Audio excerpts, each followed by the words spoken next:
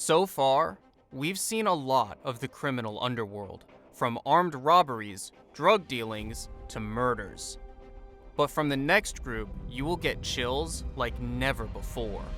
Some call it the strongest gang in the world, while they call themselves a motorcycle club. They are the HELLS Angels. The HELLS Angels Motorcycle Organization, or known by the abbreviation HAMC, is a global illegal motorcycle organization whose members ride Harley-Davidson bikes exclusively. Otto Friedli, a World War II veteran, is recognized for founding the group after leaving the Pissed Off Bastards motorcycle club due to a conflict with a rival gang. The law connects them with a lot of criminal acts, but due to their large number and spread in the world, it's quite difficult to put an end to them. Even with so much power, some members could not escape the hand of justice. This is Maurice Boucher.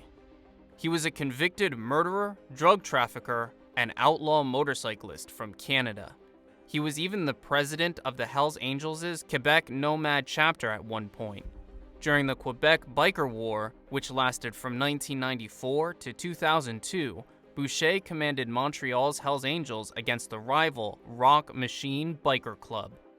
Boucher was found guilty in 2002 of organizing the deaths of 2 Quebec prison employees in an attempt to undermine the Quebec justice system. He did not show any signs of regret because of this, but was always positive and smiling. He was sentenced to 3 life terms in Sainte-Anne-des-Plaines, Canada's only supermax prison. In the meantime, he got throat cancer, where it later metastasized, and he died on July 10, 2022. Adam Lee Hall.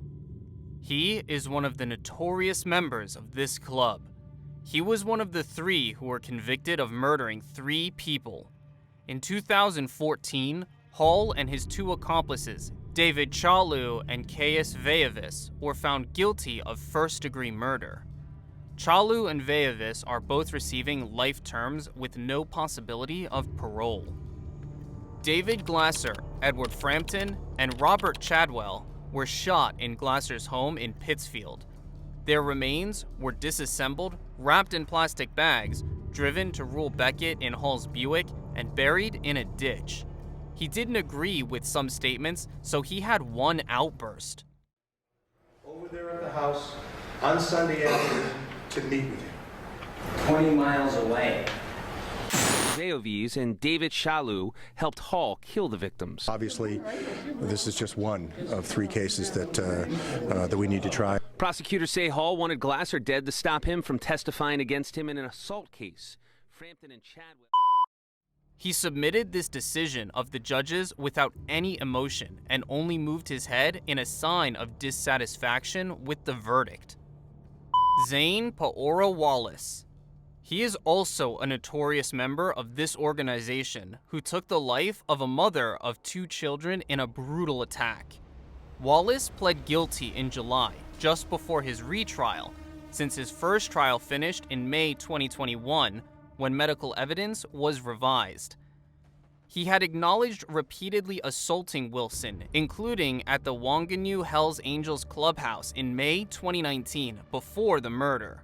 The 30-year-old who did not survive at Wellington Hospital in August 2019 due to the killer's injuries is Jasmine Tamara Wilson.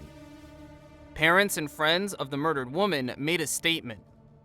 Zane Wallace's background had to be considered while determining his punishment. He had been on a journey of violence, just wreaking havoc on those closest to him or crossing paths with him. Wallace, according to his defense counsel Debbie Goodlett, knew he was going to get a life sentence. He'll spend the rest of his life in prison or on parole. He wanted to confront the causes that had contributed to his violence.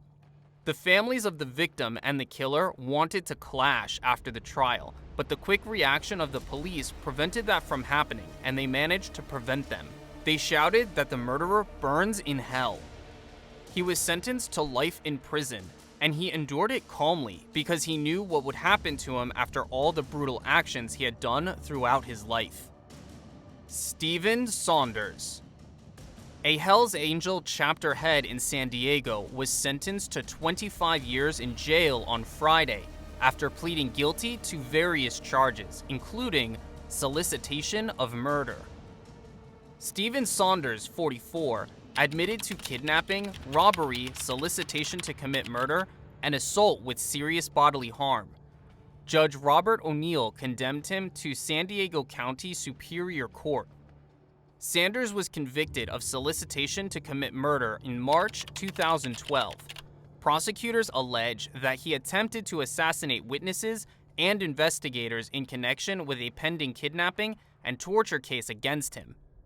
In April, he pled guilty to assault with a dangerous weapon charges stemming from a violent attack on partygoers in Pacific Beach. Saunders pled guilty in June to felony abduction and committing offenses to help a violent street gang. Saunders addressed the court at his sentencing, saying he felt forced to make a guilty plea because he anticipated a severe term if convicted at trial. According to the judge, Saunders' punishment was a significant success for law enforcement. In recent years, this defendant has engaged in a series of violent crimes against the citizens of San Diego, the judge stated. While being prosecuted in a kidnapping and mayhem case, he plotted to murder key witnesses in the case against him. Our agency foiled his plot to assassinate witnesses and law enforcement agents, making him responsible for his acts. Kadir Padir. 10 motorcycle riders and an accomplice appeared in a Berlin courtroom under heavy police protection, accused of killing a man in front of a betting shop's surveillance cameras in a case where the police were unsuccessful. The 11 guys in the dock range in age from 25 to 38 years old, and 10 of them are members of the outlawed Hells Angels Berlin branch. Tahir O, 26, was shot 6 times inside a bookie in Wedding on January 10, 2014. Prosecutors say Hells Angels chief Kadir Padir ordered the hit in retaliation for Tahir's knife wound on one of his members, a bouncer at an Alexander Platt bar, in October 2013. Padir is one of 11 people on trial. On January 10th, a camera at the betting shop where Tahir was playing cards captured 13 individuals, some of whom were disguised, coming through a rear door. While the majority of the attackers kept the other customers under control, one of them drew a pistol and fired 8 shots, 6 of which stuck Tahir, who died at the scene. As the case moved forward in court, it was revealed that an informant had told police about the bounty on Tahir's head 4 times in the days leading up to the killing. Christian Staeff, Berlin's detective head, confirmed in August that the police had serious information about the threats rather than a single random tip among hundreds, as he had previously claimed. Tahir had returned to Berlin following a vacation to the Netherlands, which the police had earlier denied. The Hells Angels Berlin branch was formally banned in May 2012. However, the group's leaders were apparently alerted about the ban several days before it was imposed by a police officer. That meant they had enough time to dissolve the club and keep its money and assets, which would have otherwise been seized by the authorities. They say they are one of the most dangerous groups that ever existed. Based on their number and infamous deeds, it would seem that they have justified that name. They started as motorcycle lovers. At least, that's what they say. So here's what they came up with. We only know that it's not good to be in their way, but luckily, the hand of justice reaches them, and there is no man that will escape it. If you want more content like this, hit that like and subscribe button. Thanks for watching.